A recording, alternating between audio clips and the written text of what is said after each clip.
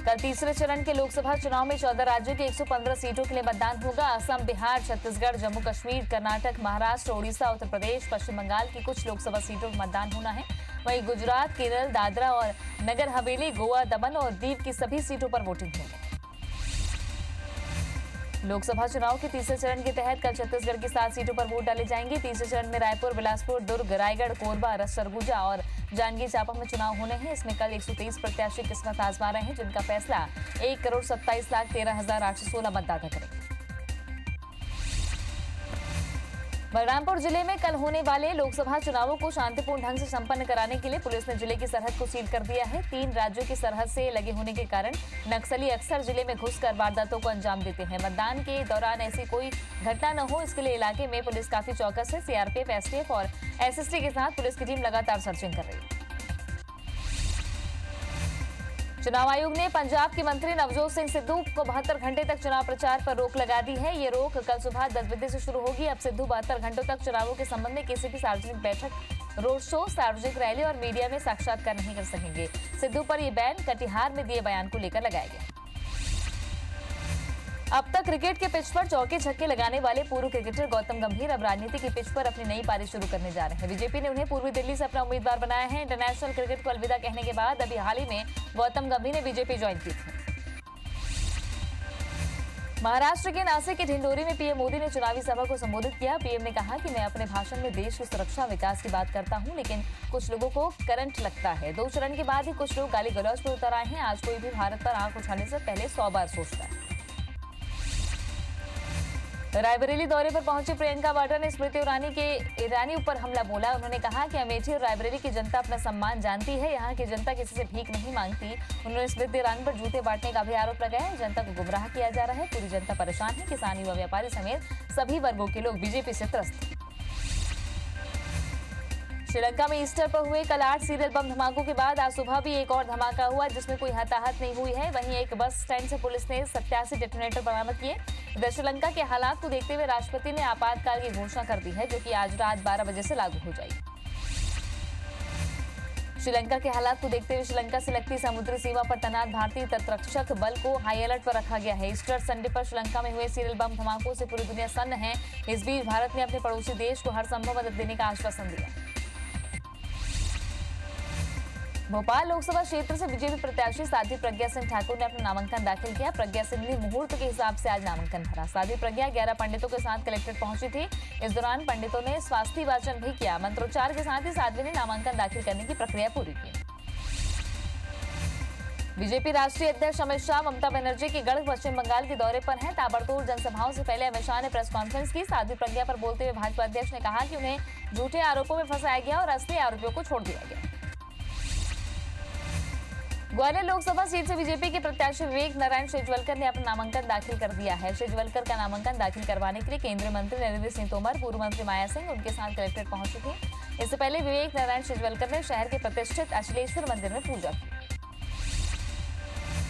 गुना Lok Sabha seat से BJP की तरफ से केपी यादव ने शिवपुरी में आज नामांकन दाखिल किया। नामांकन दाखिल करने से पहले यादव गुना में हनुमान टेकरी सरकार के दर्शन किए और मंदिर में माथा टेककर जीत की अर्जी लगाई। वहीं दूसरी तरफ बीएसपी पार्टी से धाकड़ लोकेंद्र सिंह राजपूत ने भी नामांकन दाखिल किया। गुना शिवपुरी लोकसभा सीट से बहुजन समाज पार्टी के प्रत्याशी लोकेंद्र सिंह राजपूत ने अपना नामांकन पत्र दाखिल किया। इस दौरान बसपा प्रत्याशी लोकेंद्र सिंह राजपूत के साथ बसपा के राष्ट्रीय उपाध्यक्ष रामजी गौतम सहित सैकड़ों कार्यकर्ता मौजूद रहे। इंदौर सीट पर बीजेपी ने शंकर लालवानी को अपना प्रत्याशी बनाया है, लेकिन शंकर लालवानी के नाम का ऐलान होने के साथ ही विरोध भी शुरू हो गया है। ग्रामीण क्षेत्रों में सोशल मीडिया पर लालवानी का विरोध देखा जा रहा है। ऐसे में लालवानी अब ग्रामीणों के बीच अपनी छवि को सुधारने की कोशिश में जुट गए। बीजेपी युवा मोर्चा के पूर्व प्रदेश अध्यक्ष धीरज पटेलिया जल्द कांग्रेस से सदस्यता लेंगे। धीरज बीजेपी राष्ट्रीय कार्यकारिणी के सदस्य भी रह चुके हैं। धीरज पटेलिया ने विधानसभा चुनाव में बीजेपी से बागी होकर निर्दलीय चुनाव लड़ा था। जबलपुर उत्तर सीट से धीरज ने निर्दलीय चुनाव लड़ा।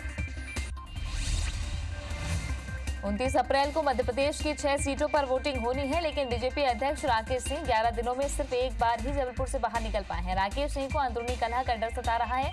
राकेश सिंह के खिलाफ राज्यसभा सांसद विवेक तनखा मैदान में है। ऐसे में राकेश सिंह को खुद की सीट पर प्रचार ज्यादा करना पड़ रहा है। सत्ता से बीजेपी के सांसद और प्रत्याशी गणेश सिंह का चुनाव प्रचार के दौरान विरोध देखने को मिला। सतना के खेरवा टोला में युवाओं ने प्रत्याशी गणेश सिंह का रास्ता रोका और काले झंडे दिखाते हुए वापस जाओ के नारे भी लगाए। पिछले 3 बार से गणेश सिंह बीजेपी के सांसद।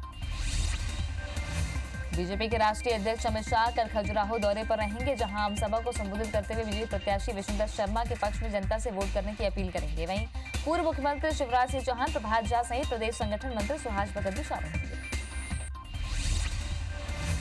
मुख्यमंत्री कमलनाथ का धुआंधार प्रचार जारी है। आज उन्होंने बैतूल लोकसभा क्षेत्र के पाथाखेड़ा में सभा की। इस दौरान उन्होंने कांग्रेस प्रत्याशी रामू टेकाम के लिए वोट मांगे, साथ ही पीएम मोदी पर बीजेपी पर जमकर निशाना साधा। पूर्व सीएम शिवराज सिंह चौहान ने ग्वालियर में बीजेपी प्रत्याशी विवेक शेजवलकर के पक्ष में प्रचार और जनसभा को संबोधित किया। शिवराज ने राहुल गांधी पर जमकर निशाना साधते हुए कहा कि राहुल कुटुंब भ्रष्टाचारी हैं, जो पीएम मोदी के लिए निम्न भाषा का इस्तेमाल कर रहे हैं। शिवराज ने कहा कि राहुल गांधी की स्थिति 5 से 10 साल की बच्ची जैसी हो गई। चुनाव प्रचार थमने के बाद भी राजनीतिक दल के नेता कैंपेनिंग में जुटे हुए हैं। मतदान के पहले तक पार्टी नेता कोई कोर कसर नहीं छोड़ना चाहते। इसी कड़ी में मंत्री टी.एस. सिंहदेव सरूचा लोकसभा क्षेत्र के अलग अलग इलाकों में जाकर चुनावी तैयारियों का जायजा ले रहे हैं और कांग्रेस के पक्ष में माहौल बनाने की कोशिश में लगे हैं।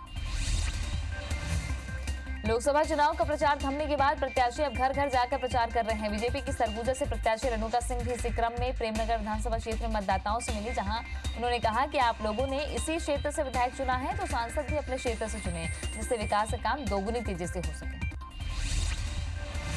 रीवा लोकसभा सीट से कांग्रेस प्रत्याशी सिद्धार्थ तिवारी आज सिमरिया विधानसभा क्षेत्र में बड़े नेताओं के साथ पहुंचकर डोर टू डोर जनता से संपर्क उन्होंने किया है। इस दौरान सिद्धार्थ तिवारी ने सांसद जनार्दन मिश्रा पर आरोप लगाते हुए कहा कि सांसद ने रीवा की जनता के साथ छल किया। मध्य प्रदेश बीजेपी कांग्रेस के क्षेत्रीय कार्यकर्ता बड़े नेताओं की सीटों पर काम करने के लिए चले गए हैं। ऐसे में स्थानीय प्रत्याशियों के लिए लोकसभा क्षेत्र में काम करना मुश्किल हो गया है। सबसे ज्यादा बुरा हाल उज्जैन सीट का है, जहां कांग्रेस बीजेपी के प्रत्याशियों में कार्यकर्ताओं की कमी दिख रही है।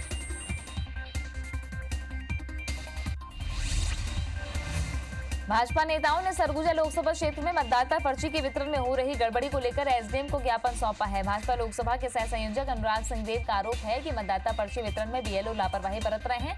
वहीं उनका कहना है कि बीएलओ बीजेपी प्रभावित इलाकों में नहीं पहुंच रहे हैं। बीजापुर के पामेड़ थाना क्षेत्र कवरगट्टा में हुए पुलिस नक्सली मुठभेड़ में मारे गए 2 नक्सलियों की शिनाख्त कर ली गई है। बीजापुर एसपी गोवर्धन ठाकुर ने बताया कि जनमिलिशिया टीम में ये नक्सली हैं। मृतक नक्सली माड़वी लच्छा और मड़कम बंडी दोनों मीनागट्टा के निवासी हैं। वही पोस्टमार्टम करवाकर शव को परिजनों को सौंप दिया गया। लोकसभा चुनाव के मद्देनजर जिलों के बॉर्डर पर सराफा कारोबारियों के ऊपर हो रही कार्रवाई पर चैंबर ऑफ कॉमर्स ने चुनाव बहिष्कार की बात कही है। चैंबर ऑफ कॉमर्स ने ग्वालियर कमिश्नर को लिखित में बात कही कि प्रदेश के सराफा कारोबारियों को परेशान किया जा रहा है। मंडला जिला अस्पताल के सिविल सर्जन और मेडिकल ऑफिसर मनोज मुराली 15,000 रुपए रिश्वत लेते रंगे हाथों गिरफ्तार हुए हैं। डॉक्टर ने बीमा क्लेम के लिए सर्टिफिकेट बनाने के बदले में हरिश्चंद्र उइके से 15,000 रुपए की रिश्वत मांगी थी। पीड़ित की शिकायत पर जबलपुर लोकायुक्त ने उन्हें गिरफ्तार किया।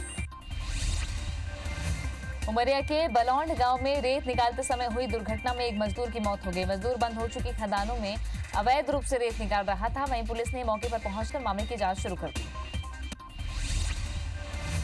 मरवाही के बंसीताल दानी कुंडी में बाजार की जमीन के अवैध कब्जे को लेकर ग्रामीण कई बार प्रशासन से शिकायत कर चुके हैं, जिस पर प्रशासन ने अब तक कोई ठोस कदम नहीं उठाया है, जिसके चलते ग्रामीणों ने चुनाव बहिष्कार करने का फैसला किया।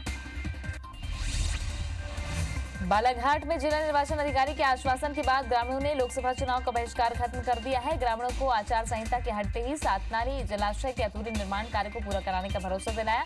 ग्रामीणों ने 40 सालों से अधूरे पड़े सातनारी जलाशय के निर्माण कार्य को पूरा कराने की बात कहते हुए चुनाव का बहिष्कार की बात कही। आज बलरामपुर जिले से निकले मतदान कर्मियों की एक स्कॉर्पियो अनियंत्रित होकर पेड़ से टकरा गई। टक्कर इतनी भीषण थी कि वाहन के परखच्चे उड़ गए। हादसे में एक मतदान कर्मी की मौके पर ही मौत हो गई। वहीं हादसे में 5 अन्य मतदान कर्मी गंभीर रूप से घायल हो गए, जिन्हें बॉर्डरनगर के सामुदायिक स्वास्थ्य केंद्र भर्ती कराया गया। सिवनी के बंडोल में NH7 पर 3 कारों के आपस में भिड़ंत से एक ही परिवार के 3 लोगों की मौत हो गई, जबकि 6 से ज्यादा लोग घायल हो गए हैं, जिन्हें अस्पताल में भर्ती कराया गया है। सिवनी से जबलपुर की ओर जा रही कार के टायर फटने से दूसरी ओर आ रही कार से वो टकरा गई, जिससे यह हादसा हुआ। हड्डा के बोरी खुर्द गांव में करंट लगने से एक युवक की दर्दनाक मौत हो गई। शादी समारोह में देर रात बिजली सप्लाई का काम करते समय करंट लग गया, जिसके बाद मृतक को अस्पताल ले जाया गया, जहां डॉक्टरों ने उसे मृत घोषित कर दिया। परिजनों ने गांव के कुछ लोगों पर मारपीट और हत्या के आरोप लगाए हैं। पुलिस जांच जुट गई।